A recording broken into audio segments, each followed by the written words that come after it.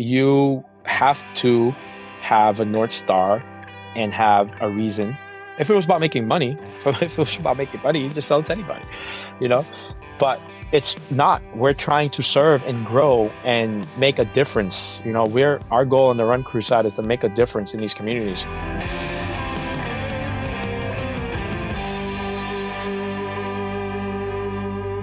All right, we are live with Sid Baptista of PYNRS in Boston. Sydney, this is a long time coming, and I'm stoked to chat here with you. Yes, thank you, Jonathan. Definitely a long time coming.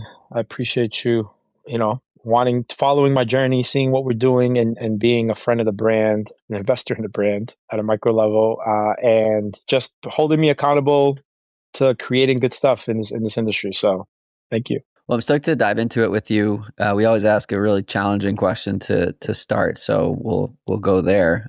Who is Sydney? Oh, Sydney is an interesting character. I was born to immigrant parents who came to this country after.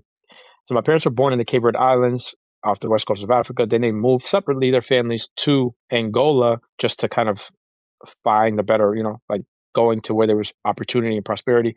And then when the war broke out in Angola, they moved back to the islands. Or at least my mom did, and my dad moved here, and they moved here, and they met here. And so I'm the product of two individuals who've come to this country for a better life. And I was the firstborn, so I speak any English. I just was with my grandparents. So I come from that immigrant experience, growing up in Dorchester and being a Black kid in Boston gives you that inner city experience. So that's kind of the roots of it. But then my older brother got shot and went to jail, and I got plopped up and went to boarding school.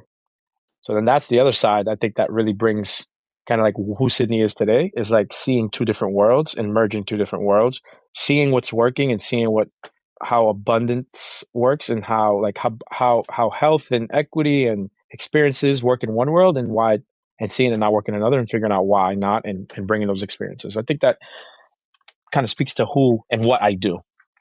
Do you feel like you're bridging those two worlds? My goal is to provide the same experiences that I get, when I got the opportunity to leave and go see the world. I want to bring those experiences back to kind of where my foundation was. And I do that. And I think I do that pretty well. I've done that for many years in different ways.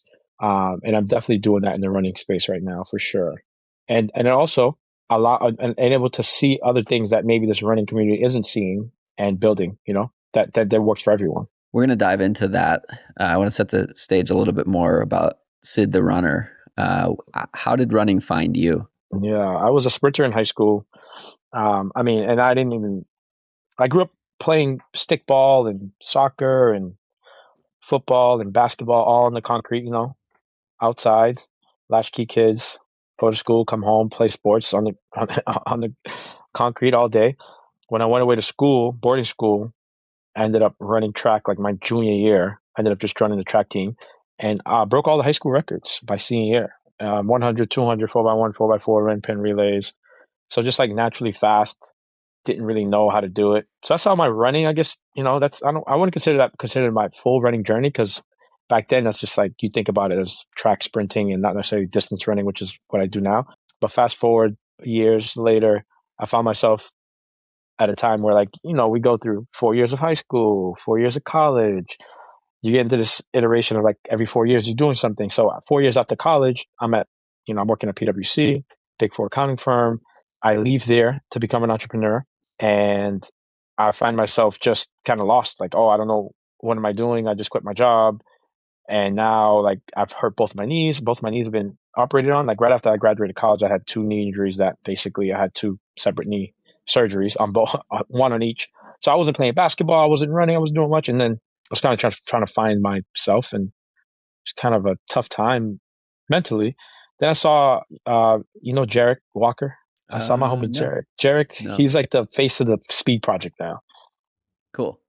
He's the host of the Speed Project. He worked at Heartbreak Hill. He was Nike running, but he was a friend of mine. I saw him running, and I was like, dude, you're running and you're so happy. You're what is going on? So that's how it started. I saw this dude running. I was like, bro, what is this you're doing?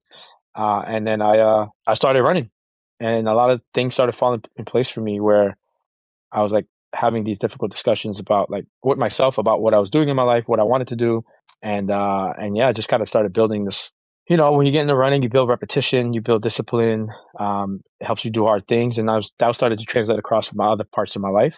And then that's kind of how I got into it. And running's a cult. As soon as I was running marathons. Well, I ran one marathon. Let me say that I didn't run too many marathons, but I ran one marathon my first year running, or my second year running rather. And then I was just like hooked, and I was like, this has been so good for me. How can I bring this to others? Why did you quit that Big Four accounting job? I wasn't happy. I didn't like the work. A lot of the time I was doing there was trying to figure out how to bring more people of color in.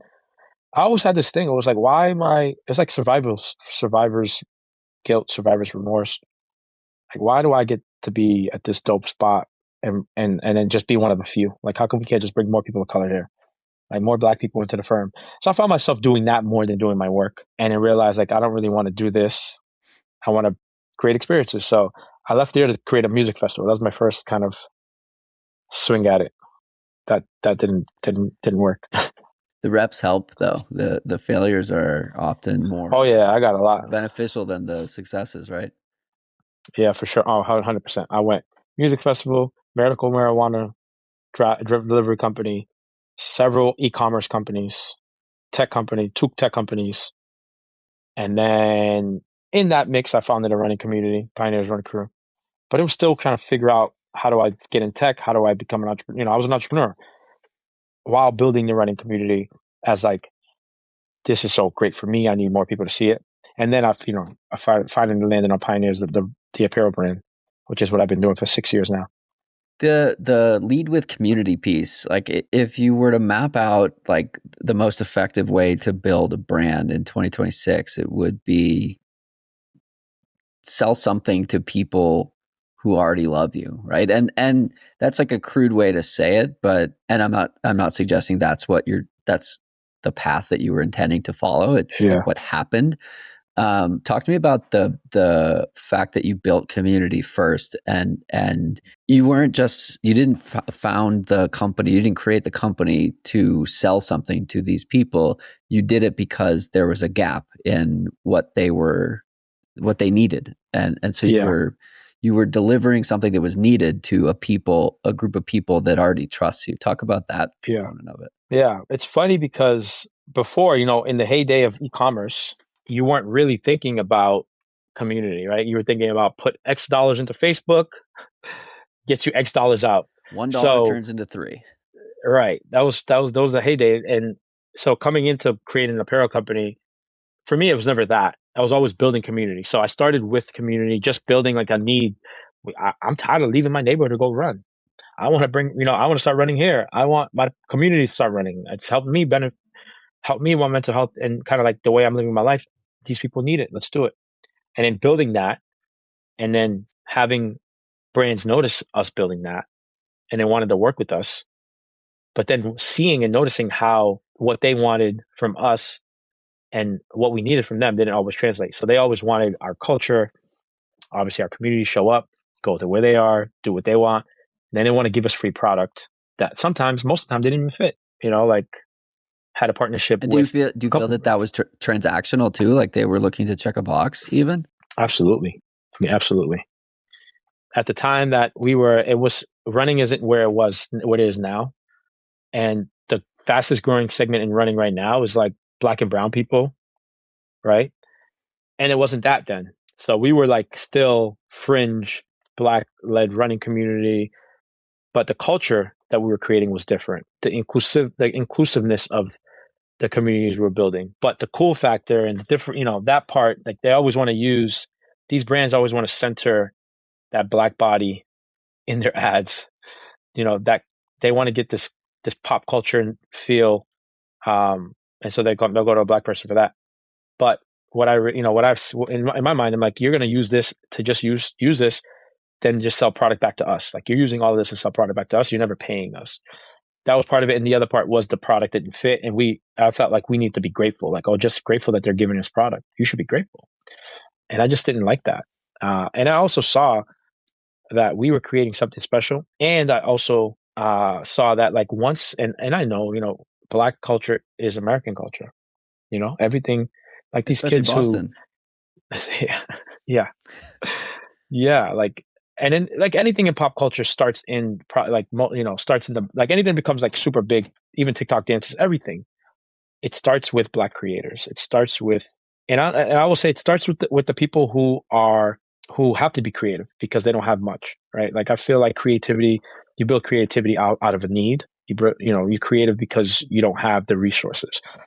So inherently, the people who don't have the resources tend to be Black and brown people in this country. So they create, and that creativity leads to becomes pop culture. But who then profits from that is typically not that community. And so I saw that. I was like, running is going to be booming. We need to be owning this before it gets there, and we need to be able to position to take advantage of that when that happens. So that ultimately was part of like, all right, this product doesn't fit. There's an opportunity there. This community wants to see running in different ways, new formats, you want to be able to see yourself in running. That's missing. So like, let me start something. And it had just been an apparel company because I don't know. Don't ask me why. I could have been a marketing company. I don't know. Apparel was, That I was like, makes I think this sense. is something to do. Yeah. Yeah. Okay, so you identify an opportunity, you see a weakness in the existing space, and you're the one that decides to steward it. And what happens next? Yeah. So to get back to your question about like community and how, we're building community first, what happens next is I go to the community. I'm like, hey, thinking about doing this, what's, let's run a survey. Show me your 6 favorite pieces of clothing and why. Tell me why. Run that, get that data, decide what we're going to build. All right. You told me this is love. This is what you love. All right. Now let's do a Kickstarter. Pre-buy this stuff that I'm creating. Put your money where your mouth is. Put your money where your mouth is. And it's not like I wasn't putting my money where my mouth was, Sure. or I wasn't being the community, or if I wasn't like positioning my community Yeah, but and even you're positioning the taking the leaders. risk. Yeah. Yeah, I am. Yeah, yeah. Super taking a risk. But even as a community leader, when I was building my community, I was positioning leaders and empowering people to become leaders. And I'm trying to take a step back from being the person all of, as Shook Knight said, the person all up in the video, like how he's, he had a joke about how P. Diddy was always up in the, was the producer always in the mix, trying to like take everyone's shine. And I wasn't that in my running community. So people had a trust for me empowering others. So when it came down time for me to build something and I was building it, based on feedback I was getting, and now you're buying it based on the feedback you gave. So that's how we kicked it off. And I mean, I owe it to the community for showing up, launching it, supporting it, and then so that's how how it gets started. It was also perfect timing because it was 2020. And if you remember 2020, everyone loved Black people in 2020. You know what I'm saying? So the phone was ringing and I would just be like, oh, and for me, I was also, there's another thing is where it's like, I understood that it was a moment, and I needed to really capitalize on that moment. And so when I get phone calls, it was like, oh, you want me in your marketing? No, I got 6 other people who can be in your marketing. I want to know where you make your product. I want to know where your shipping company is. I want to know where your designers are. I want to know where you source things. And people were open.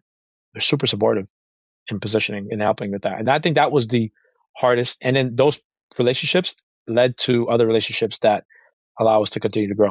So that was 2020. We all remember what happened in 2020 and the injustices and the movement that kicked off and what we saw in the running community and how that's kind of ebbed and flowed since then.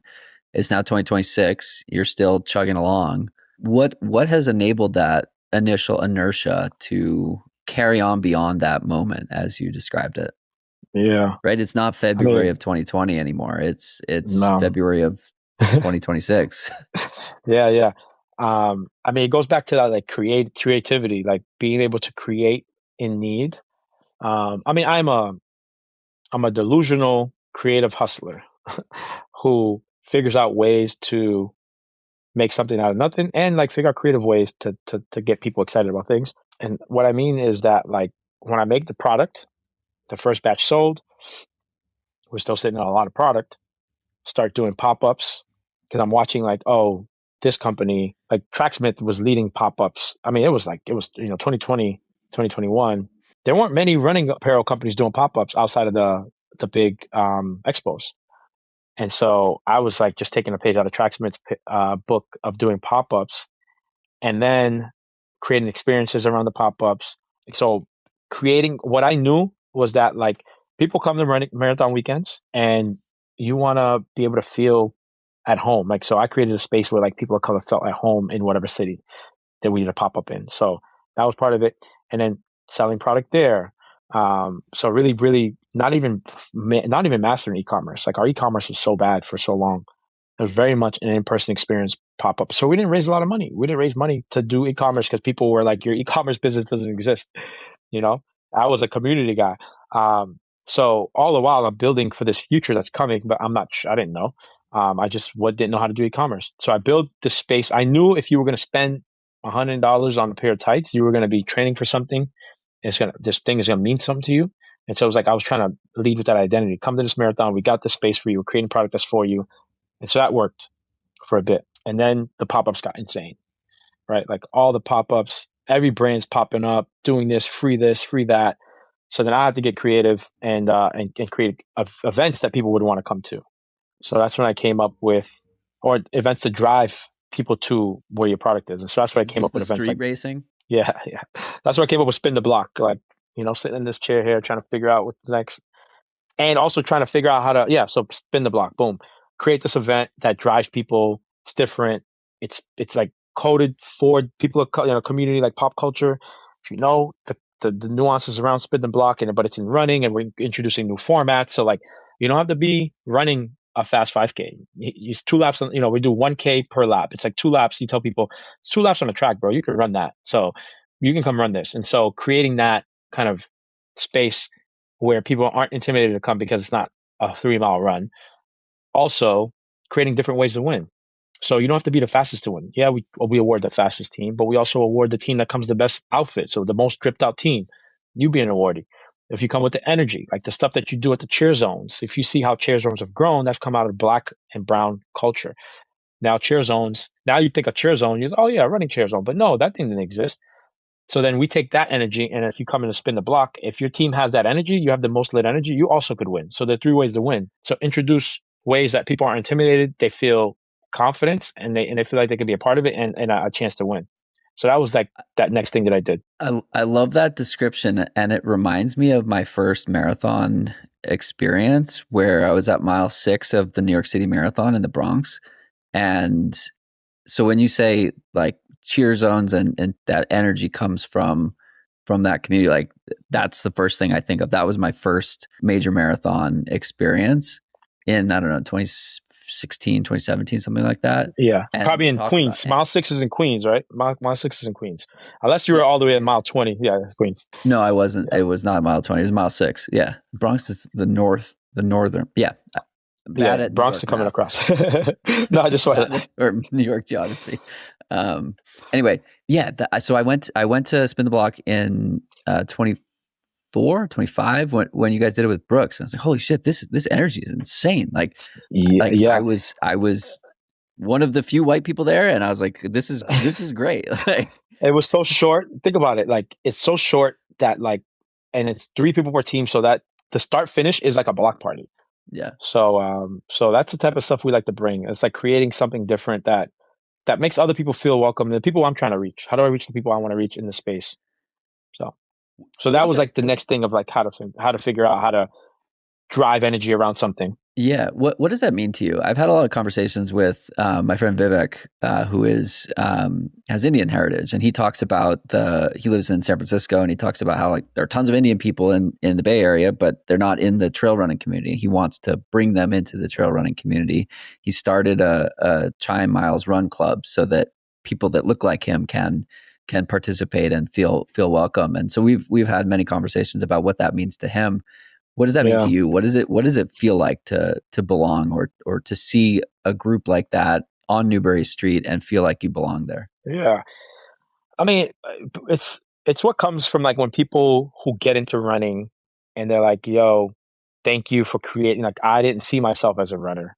Now I'm finding my people, right? And they're feeling thankful and they're feeling grateful and they're making new friends and like their lives are changing in different ways because of this running thing. That's what really is like, wow, this is dope. You know, like that, I know I'm making a difference in someone's life. That's even just the running side, right? Now, to be an apparel company that's on Newbury Street in Boston, Newbury Street's like the most like, you know, it's like Fifth Ave. If you don't know Boston, it's like Fifth Ave, New York, and Fifth Ave, New York. It's a prestigious street where like we typically in the segregated city like Boston, like we come down here as a group to like walk around, but like we're not typically all down here that often, right? Especially as kids or young, you know, maybe when you get a little older. But it means a lot to be able to create a company that then has space on Newbury Street, and then you're creating for people to come to this thing on Newbury Street, where they're not necessarily always feel welcome to. And then also when people come from out of town and they're like, oh, there are Black people in Boston, and there's good experiences that I can have on Newbury Street.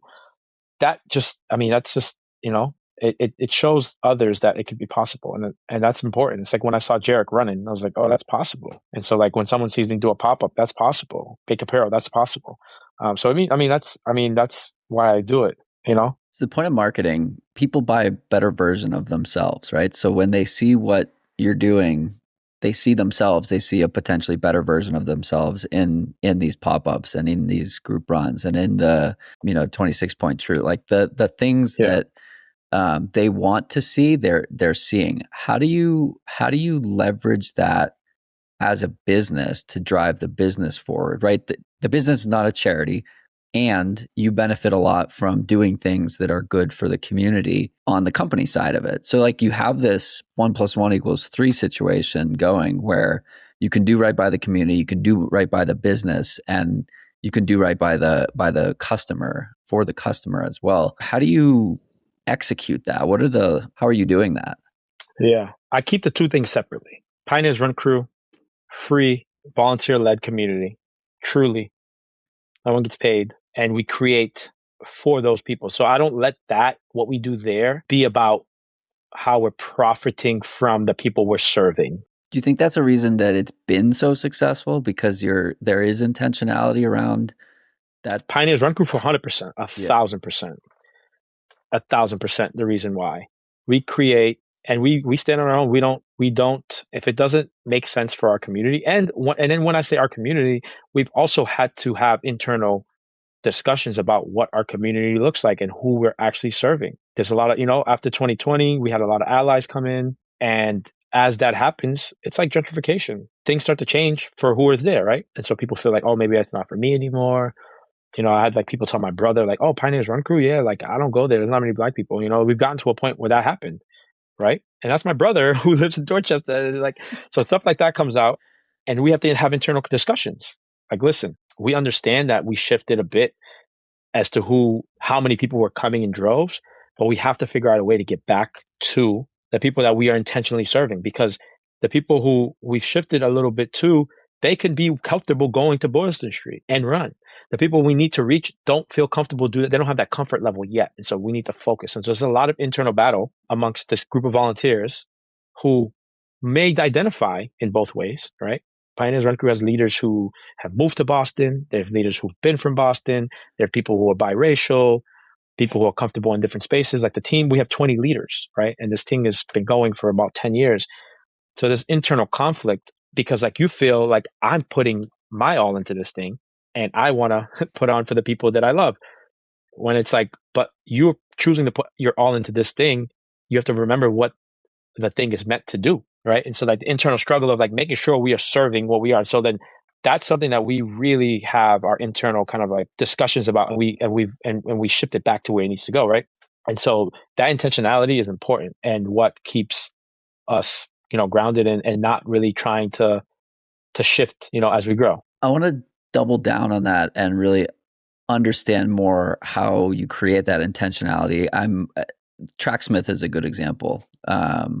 Whether you like them or not, if you're for everyone, you're for no one in some way. And Tracksmith has a very, like, I moved to Colorado and I can't wear Tracksmith anymore because my thighs are too muscular, right? Like, I see myself in a way in their marketing, but I'm 20 pounds heavier than every runner in their pages, and they've gone all the way. Hey, we're for everyone, but your sizes aren't. your imagery isn't. They've gone on the trail side. Their trail products are good, but the positioning of the trail launch was odd. But I'm like, as a brand like that, like why not just double down on like we're for fast, skinny white people, and if that's not you, there are other brands, right? And so you're on the other end of that spectrum, saying we built something for somebody entirely different, and you're still getting the allies that want to come and support you. And to your point, like if you get too many allies, then it skews what the group looks like, right? So like, Yeah. how do you balance those things? Yeah, no, it's definitely hard, and I do agree that like maybe look. So I admire Tracksmiths for what they do, which is stick to who they serve. They went a They little? used to do that. Yeah, I don't know if they. I don't know. I honestly, to be honest with you, I don't see as much Tracksmiths as I used to, and I think it's because it's been saturated. And obviously, I'm super busy. I used to follow them, like, what are they doing? Well, it was Because they were a like, fascinating brand for the last 10 years. exactly, yeah. Yeah, I mean, like you said, you have to stand for something or you'll stand for no one. Stand for And nothing, yeah. yeah, like stand for nothing. It's not comfortable. It's not comfortable because you build community, you love these people, they become your friends, but you have to have a North Star and have a reason. If it was about making money, if it was about making money, you just sell it to anybody, you know? But it's not. We're trying to serve and grow and make a difference. Our goal on the Run Crew side is to make a difference in these communities. Normalize running over here. We look at the two zip codes, half a mile apart, and the life expectancy, it's like 20 years, 20, 30 years difference, right? Maybe 20, 25 years difference. It's like we care about that so deeply that it keeps us rooted. And if we're not meeting that, then we have to have a conversation about it. Now, let's take it to the other side, the business side. I am on purpose removing Black owned from everything, not because I'm not making it and censoring Black and brown people. Is it a show not tell? It's a show not tell. It's because when you tell too much, then people, like I had someone email me, they found my shoe on bricks.com and they're like, I love the shoe. I love what you're doing. I'm a white guy from, I don't know, somewhere. Is it okay if I buy this and wear this? I'm just like, gosh, like seriously, dude? Sir, do you have a credit card? And so like, I know my intention is to build, I know my intention is to center the experiences of people of color in everything we do. Product development, product marketing, storytelling, how we show up, what we do. In 2020, you led with that and you won. This now, it's you lead with that. People are like, oh, maybe that's not for me. So like, how do I just remove the front end and not care about that, and just make sure that we get in everybody's money because we know what we're gonna do. No, I think it's hard for people to realize and think that I'm like, oh, why would you? People are like, oh, why would you do that? And it's well-meaning people who want to keep fighting the good fight. And I'm like, you have to understand, I'm not going to change what I'm doing on the back end. I know. Scoreboard. Thank you. Exactly. Like I'm playing the game. If y'all don't, I won't say that. We'll keep doing what we do. It's not like not all these other brands are putting Black people all over their pictures and, like, come on, like they're doing that anyway. You go to go on any running brand right now, you'll see Black faces on their marketing, So I'm not leading with Black owned. I'm removing that. And you won't find it on my website anymore. And I won't be talking about it anymore. I'm just going to do what we do. And we know what we're going to invest our money. We know what we're going to build for. And we know that when you build for people on the margins, everyone's included. It makes everyone feel more included. When you really focus on the people that need it, you're inclusive to everyone. So like, that's what we focus on doing. And that's what we're going to continue to do. And so like, that's the separate ways. Whereas Pioneers Run Crew, this is a Black-led space for Black people. You're welcome if you want to be here, but this is what it is. Pioneers Apparel, we don't say that no more. Everybody's welcome. Come buy these shorts. They might fit you. You got to size that a little bit. If you're Jonathan, you might fit them right away, So as long as your vert is more than 2,000 feet a week, you're good. Right. Before we started recording, you said you wanted to validate the product in the market and show that it's not just for Black people. What does that mean to you going further, right? Yeah. Like you're not just doing it for the marketing for the whatnot. You're really focused on the innovation of the Correct. product and building a company with a serious product, not just apparel. Exactly. And I think that's been number one from the beginning. From the beginning, I actually never did lifestyle product for the first 3 years of company, maybe 4 years. For the first 3 years of the company, I didn't do any lifestyle because I remember being on my first pop-up in Boston Marathon, having a space, having my product out, people walking in, and someone said to me, "Oh, you make running apparel?" Someone said this was just streetwear. Like someone at that pop-up over there just said it's a streetwear. I'm like, oh, because it's black owned, it's streetwear. Like you don't, like people don't expect you to have good stuff. They just think that you don't make performance stuff. And you could see this if you look at like what Jerry Lorenzo talks about trying to break into high fashion, or what Virgil Abloh has talked about. Like they were seen as not high fashion people. Oh, they're just streetwear. Like that's how you get discredited. So I didn't want to make anything to have people discredit what we're doing. So we have to build a really good product. I finally layered in some non-performance stuff, lifestyle, because people actually want to buy lifestyle stuff. So now we do that as a part of the business. But to go back to like kind of like building product, the root of it is that most running apparel companies use the same fit profile to fit product: lean, tall, skinny, fast, aspirational. Most runners, most marathoners are not that. So they're having a fit problem. They don't even know they have a fit problem. What we do is we start with, I talk about it a little different sometimes here and there. Like what we start with a black body, or what do you want to say? We start with an average runner body.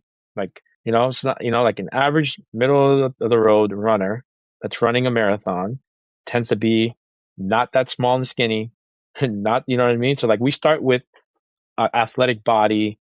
We start with, with a black body, obviously, but an athletic body. And that actually speaks to the market. But we are intentionally making that our fit person. And so it's different than what other people are doing from a fit perspective. And then from like a product perspective, we just introduced a men's shrug. That's innovative because one of the things was we see runners put on that sweatshirt for the first couple miles, then take it off and throw it away. What if we gave you sleeves that are like, a shrug that's kind of fashionable, kind of different, and you can tie it around your waist so you could take it off, or it just kind of like sits there, right? And then that's introducing something that's like usable, fashionable, innovative, different, So we're leading in that category.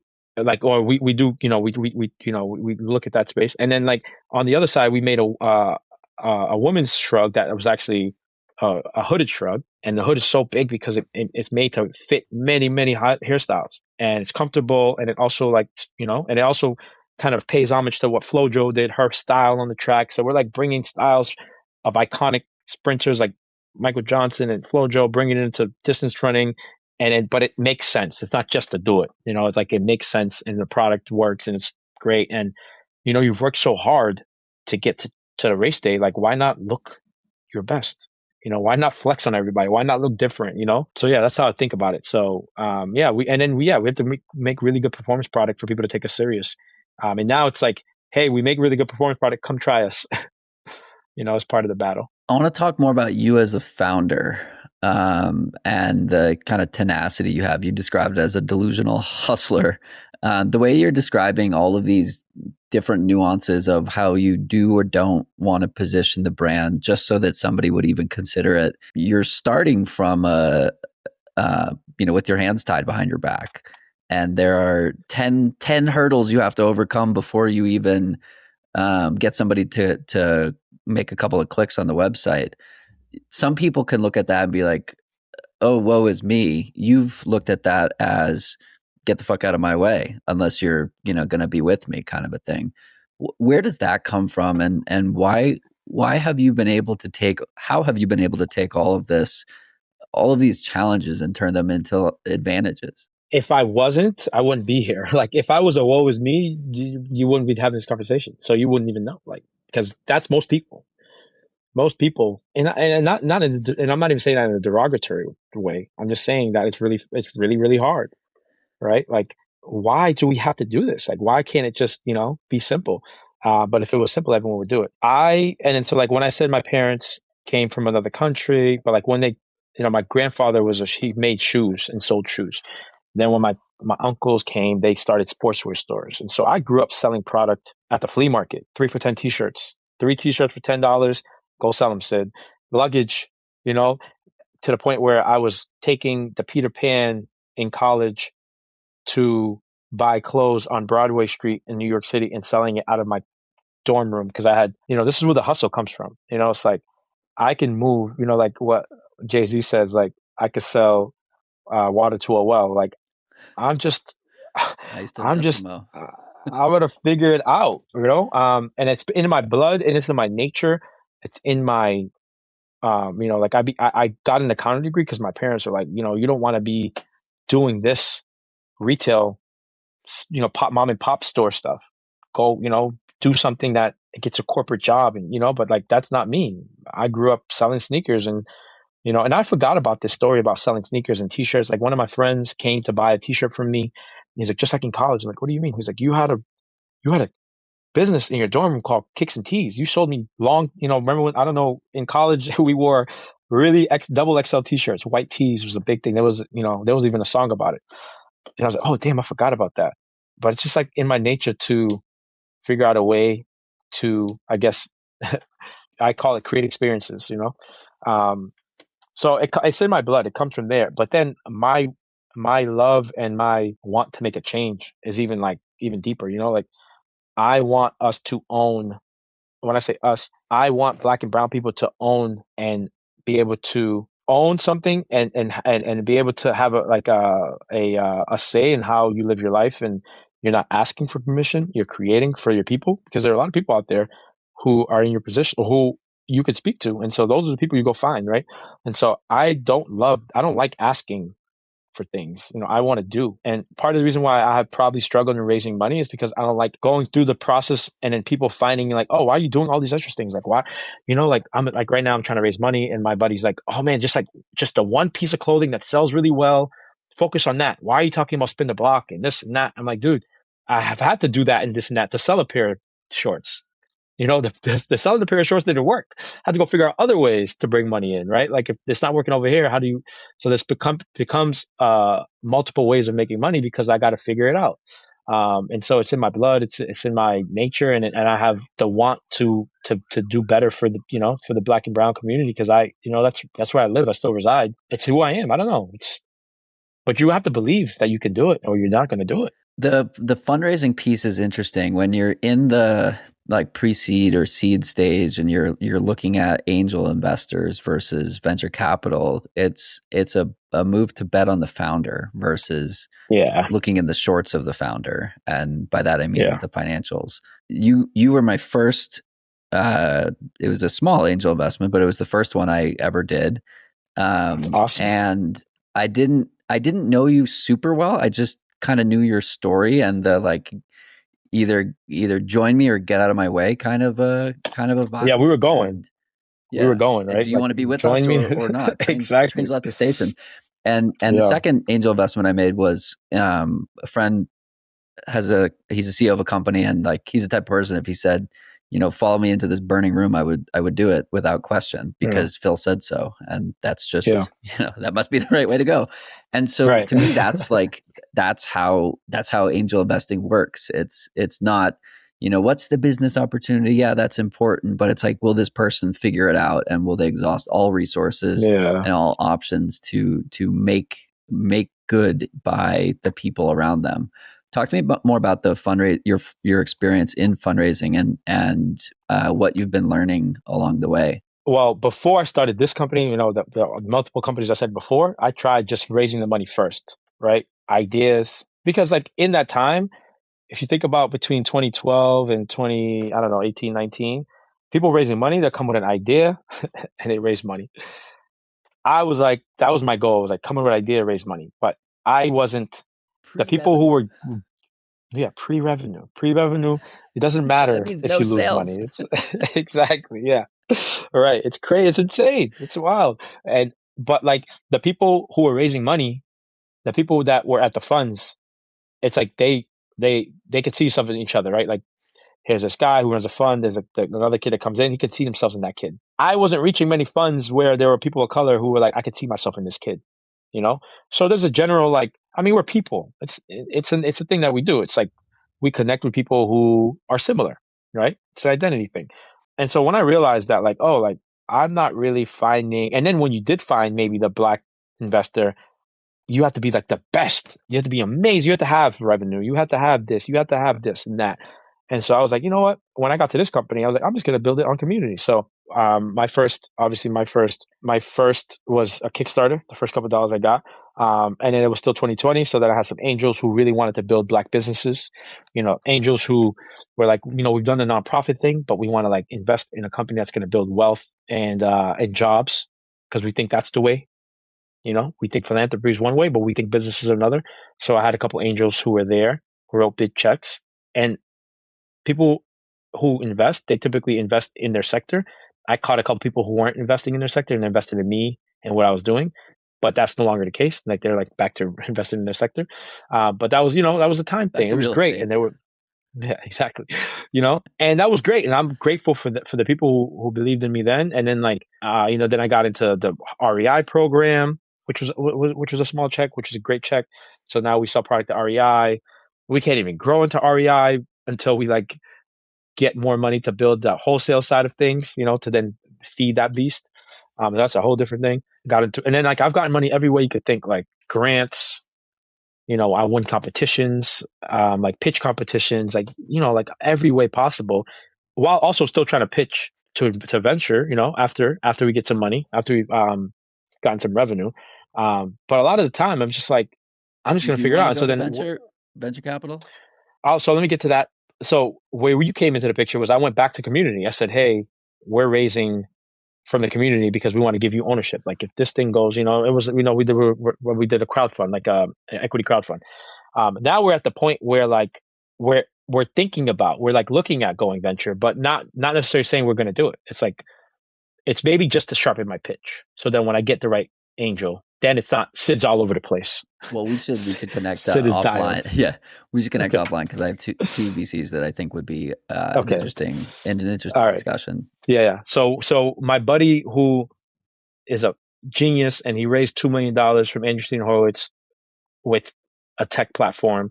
He's like putting me through the ringer of like how to raise money. You stack your meeting, like that process, which I'm not very familiar with. So he's doing that. So now we're flirting with it. And I think it's going to sharpen my pitch, and then we'll decide. I don't want to go to somewhere where they just want to blow this thing up and make as much money right away. I'm still very passionate, and maybe investors don't want to hear that either. They don't want to hear that you want to make a difference. So, venture. So, like I said, I'm talking to them. We'll see. The challenge with venture is the whole math of venture is you need one or two home runs and everything else is a dud. And so the home runs have to be grand slams with two people on each base. And that balances out all the other companies that go to zero. Yeah. So that's the challenge. Whereas my 2 cents is that the angel community, the right angels will see Sid the hustler and they'll bet on Sid and they'll say, Sid will figure it out.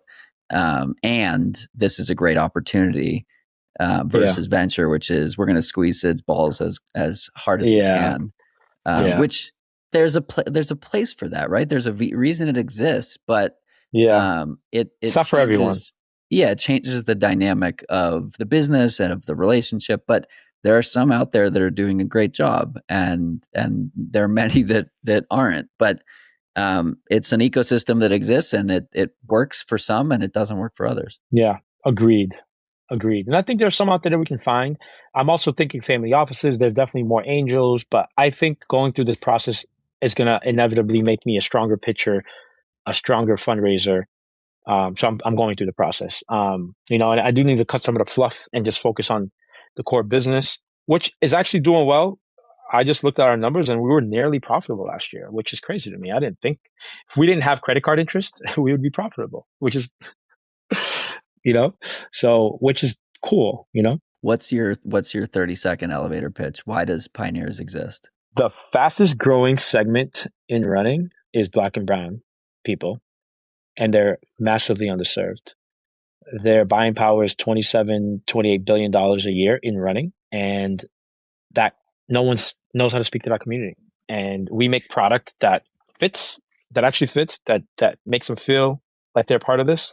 And it's a huge opportunity to be a part of. Like no one's seeing it and no one's doing it the right way. And I know because Brooks is hiring me to drive that people into there, right? Like, Jaylen Brown is supportive and wanting to kind of like tap into what we're doing. We partner with like Grammy nominated or like platinum selling artist Nori. We have the cultural movement on the ground. We have that's kind of where I'm going with it. Before I would have been like, we need this. I don't know. We're still working on the pitch, but that's the truth, though. When it comes to the data, it makes sense. I asked that because I know there are a lot of investors that listen, or not a lot. There are a handful of investors that listen to this, and I wanted you to dazzle them before you knew we were talking to them. Yes, don't worry. The pitch will be strong by the end of the next 6 weeks. I'll elevator pitch. Yeah, you learn a lot from this feedback loop, right? You get a lot of no's, and you can ask why not, and that's helpful and from anyone who will answer that. I want to talk more about the Brooks dynamic. How did that come about? How are you looking at that from a partnership standpoint? I see you at a lot of major marathons, and I see Brooks right alongside, and that must be really cool and humbling and also a huge opportunity. How did you get to that place? Wow. I was at the running event in 2023 and I was pitching every running brand that I saw. I was like, yo, my brand is ready to do a shoe deal. Like we want to do a collab. And I met Mike Peck at the Brooks party. I think I was standing. Things come from all the Brooks good party. Things comes from the grip. It's proximity. I was there with Des, so I was hanging with Des. Des is a big supporter of Pioneers. She's obviously she at the time still running, still not retired. Is Des retired from running marathons? This show, so say hi to Des. I love Des. Des is my dog. Des was she's obviously a phenomenal athlete who is probably still Brooks's leading athlete. So I'm hanging out at the Brooks party with the person you need to know, and Mike was there. And Mike was like, "Who are you?" And I was like, "I'm Sydney. We should do a shoe deal." And I showed him everything. And at the time, Dave Hash, photographer out of New York City, he shot all my spring campaign for fall 2023 campaign. Beautiful photography. And Mike was like, "Let's talk. We're going through this revamp. We're going from run happy to let's run there. We're getting a little edgier. We are looking to do this." So like that's how it started. It was like 3 a.m. I sent an email. It was like there was a misspell in it. So that's how it started. Like Mike sent the email to Stevie Jones, who at the time was running partnerships. And so we had that conversation and they gave me a chance. And that's how that started. And for Brooks and other companies, because, other companies are working with smaller brands. They're trying to niche down and reach community at a niche level. Brooks in particular, known as the dad, is the old person shoe. Like everyone hates all the people at other brands. Oh, that's for the old people. I'm like, all right, cool. But they make really great shoes. They're the number one selling running shoe in run specialty for years and years. They're well-run company. They're owned by Berkshire Hathaway, and they're looking to expand who they reach. And I'm helping speak to that audience. And so Brooks, it's a natural partnership, and they are good people. Like when in 2023, we got surrounded by the police, the Pioneers Run crew, and the Trailblazers in Newton for cheering too loud, for bringing this culture into Newton. And Brooks was the only major brand to come out and say something publicly. And so, like, I know they're good people, well-run business, good product. They have a need. I have a need. And so that's how it started, and it's going really well. They're just really supportive of what I'm doing, and I actually really love the product that they're putting out. My shoe, when I saw the shoe, and I was super honest with them. I was like, run happy is really not mine. Like, we're going to let's run there. I was like, oh, it's perfect timing. Then when they put out that Hyperion Max 3, remember when the Glycerin Max and the Hyperion Max 3 came out? Those are, you look at that and you look before that and after that, what Brooks has done. My collab was a Hyperion Max 3. So like I was just on the cusp of like when they were going there. And so it was like the perfect alignment for me. And yeah, the people have been great. And the shoe did well. We sold in, sold out, sold through, hit all the marks.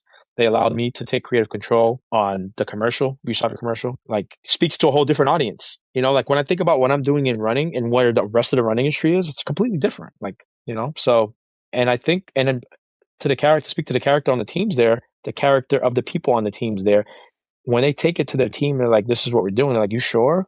Like this angle, this is a running commercial that you're shooting? And they're like, yes, we trust it. We believe in it.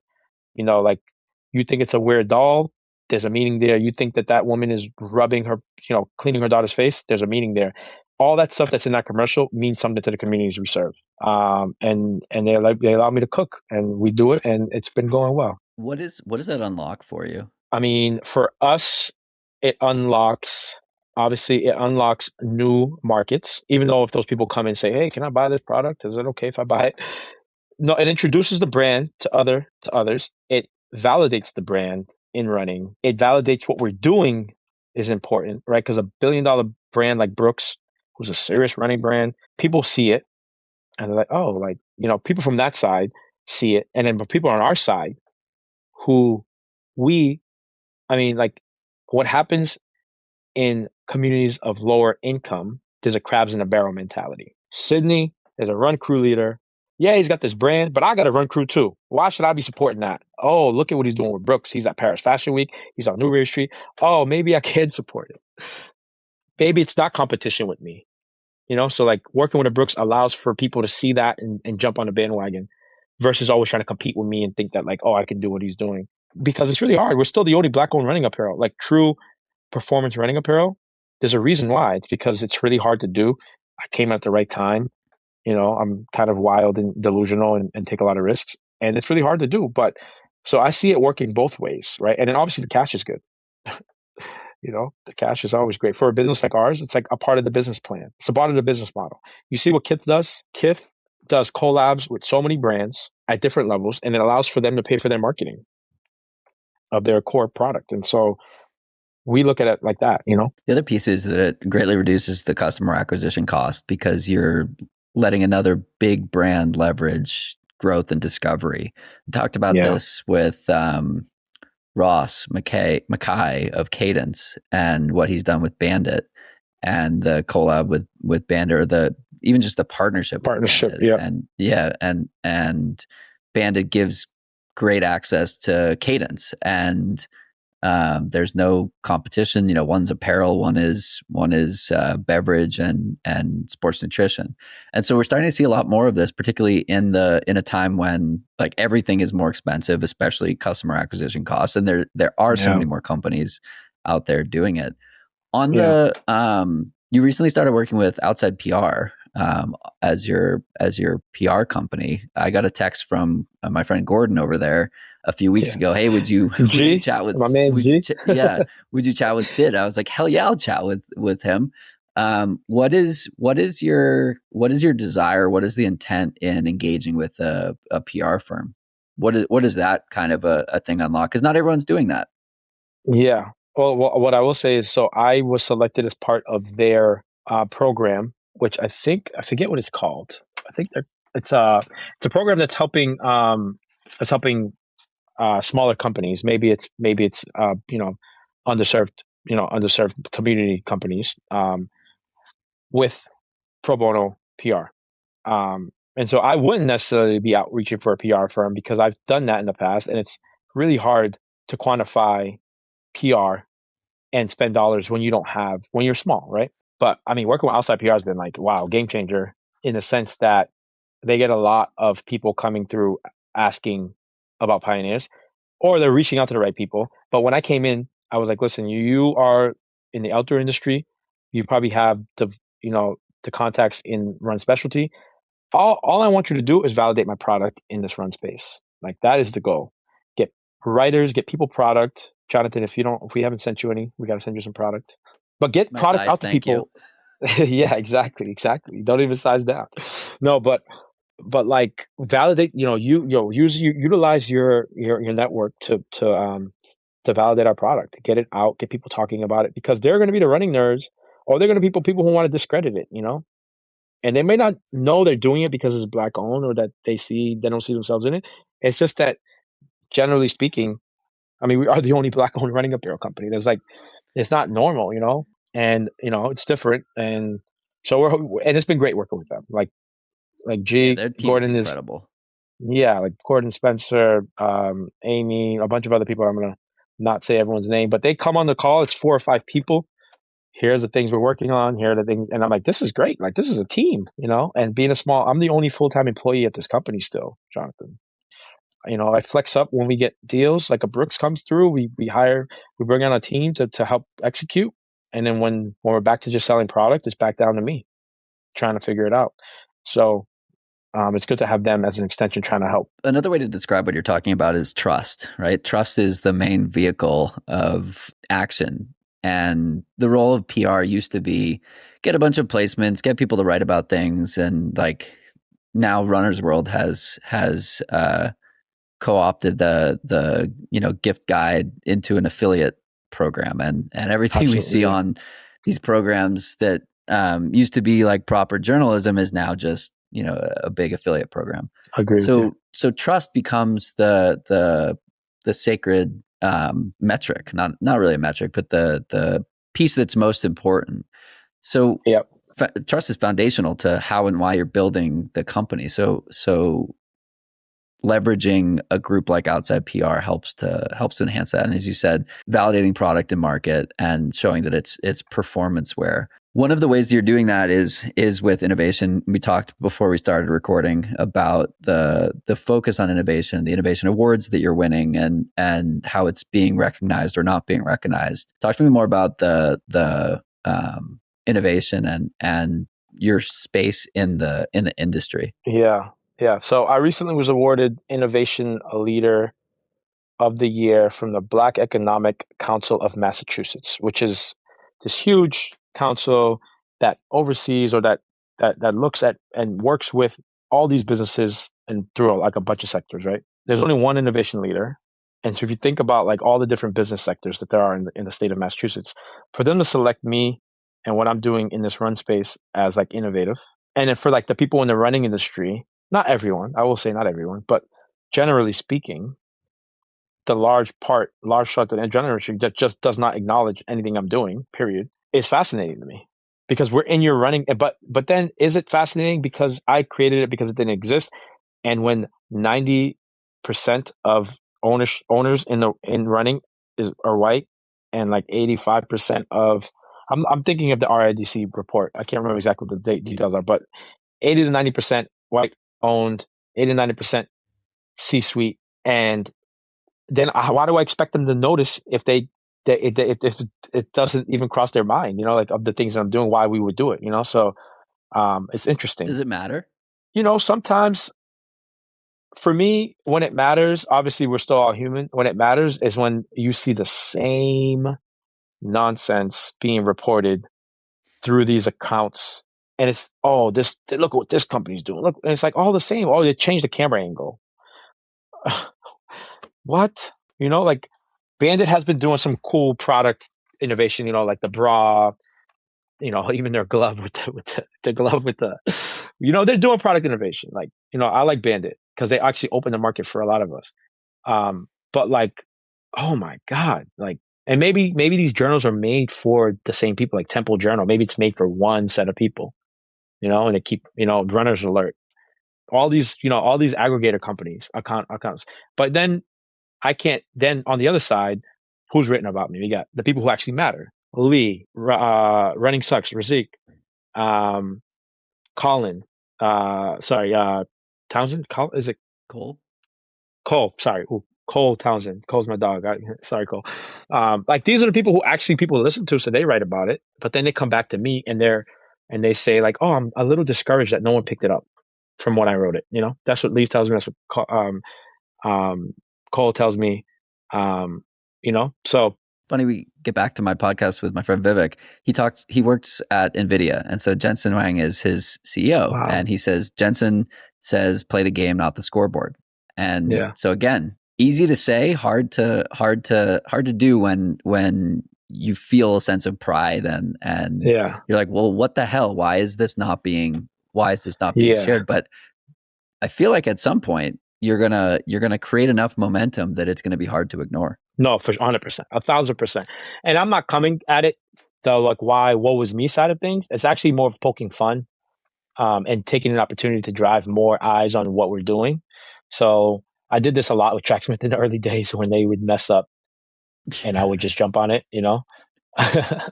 with their singlet, I know. I stopped because I had other things to do. I gotta stop trashing Tracksmith. Yeah, but I know. No. I'm forever indebted to Matt Taylor. He opened a lot of doors for me. And when I first launched, Matt called me 2020. Oh, what are you doing? I'm like, oh, like you can talk to other people, but like I want to do this. He's like, oh, good luck. Oh, you're gonna start a running company. Good luck. I launched my Kickstarter. It was super successful. Matt calls me. He says, no one's gonna know how hard it is to do what you just did. And ever since then, he's been super supportive when I see him. I think that Tracksmith, the people at Tracksmith were told no more information for pioneers. Like, stop talking to pioneers, which is fair, That's good. I competitive, mean, that's you yeah. know. You're But growing he enough. remembers. He's like, Sid, are you still using all offshore? Because when I started, I was using all offshore talent. Building all my stuff because I didn't have. And he would ask me. So super super supportive over there. But I find it that I could, like, if there's something like this innovation award, I need to make a video. Now it's what's going on. You got to be a creator. You got to be a yapper. You got to do this on social. Like, how am I going to drive some energy towards me? It's talking about it in the way I'm talking about it. Who's not noticing innovation? These accounts that are just posting the same things. It's less about woe is me and more of like poking fun. Well, So something yes, about it. there's such a good place to there's such a good opportunity to like reflect on what's missing or Yeah. what's wrong or archaic in the Yeah. space. So like Yeah. here's an example. Every time I go to TRE, I sit through these boring tech spec discussions and I'm like falling asleep from somebody explaining to me the difference of P-backs versus supercritical versus, Right. the upper versus the downer. And I'm like, do I look entertained? Does Right. anyone look entertained? So I went to this show yesterday and I came back and I wrote a Substack piece and I was like, is there a better way to do conversations with journalists and creators and media than just speaking at them and telling them facts that don't matter to them? Like, know your Yeah. audience. And so Right. I think it's about time to knock over the apple cart and start saying the stuff that is archaic in Yeah. and a dinosaur in the space. Like some, and maybe there are people that need the tech specs if you're a shoe buyer or like a technical shoe reviewer like a Kafuzi or Believe in the Run or something like that. But like that's not the 90%. No, And so to your seriously. point, Yeah. like it is time to push back on the things that don't make sense anymore. Yeah. And there's going to be an audience out there that is feeling the same way and they're going to support and drive it. And that's where we are in social media anyway. Like, that's the stuff that's gaining traction, right? Like, you got to be, you have to have a point of view that's a little risque that people kind of like a hook, all that. I'm starting to Yep. learn all that now. It's like, I'm always a little behind on that stuff, but The first two I always seconds find matter that a ton. exactly. Yeah, exactly. But I don't, I'm on the internet, I'm on social. If I'm banging my chest, it's because the work is done. And I'm like, but if I'm quiet, that means I'm working, like we're cooking something up. He's in the kitchen. I'm in the kitchen. It's hard for me to be out celebrating when I still have work to do. And so, but there are people who are really good at that. And sometimes my team's like, you need to be better at that. Like, you need to be You're milking building in everything you public. can. Yeah, yeah, Yeah. yeah. It's a fine line because it's like you look on LinkedIn and it's a chest thumping contest and nobody's actually doing anything interesting. Um, Exactly. I don't want to and be that guy.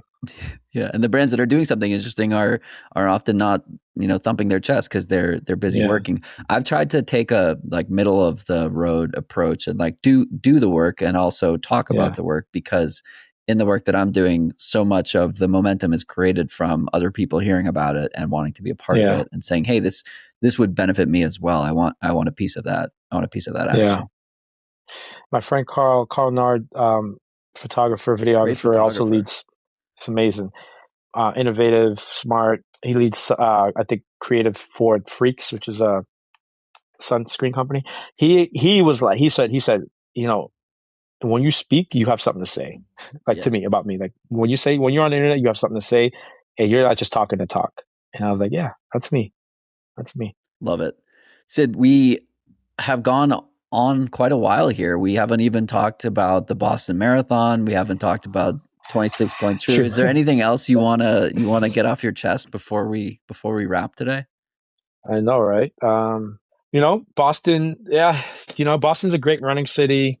Um, Running is in a interesting and growing, continue to grow space. Yeah, it's a lot going on. and I'm happy to be a part of it. And I'm excited. And also it's a little one of those things where it's like, I knew it was coming and I'm happy that it came and I'm happy that I'm here, but there's so much more work to be done, to capture kind of like the still growing community of people who want to be runners, who want to see themselves in running. And so the work doesn't stop for us. And we're excited to potentially see trail, because I think that's the next frontier for people of color, is going out and exploring trail. And also, like when I was in Paris doing Paris Fashion Week, that was a whole different world to me. It's like going to business school and being like, maybe we can try our feet in some fashionable things. So staying curious but also trying to stay focused and maybe raise some money so I don't gotta every end of the month try to figure out how to get out of the month. If there's anything I do with this company is like cash flow management. Like how do I get out of this month? So cool. Appreciate your time and the chat today. And where can we find you if we want to go check out PYNRS and maybe order some? You have permission. Yeah, you have permission to look really good in product that really supports you, and turn. Who wants to look the same as everybody else? Go to pynrs.com, PYNRS, separate from the Pioneers Run Crew, which is spelled the other way. I'm at Sid Bap, and I'll be here working really, really hard to make Jonathan a good investor and make sure he gets a return on his investment here. Yeah, man, just always hustling here in Boston. Love it. See you in a few weeks and appreciate the time. Likewise. Thank you.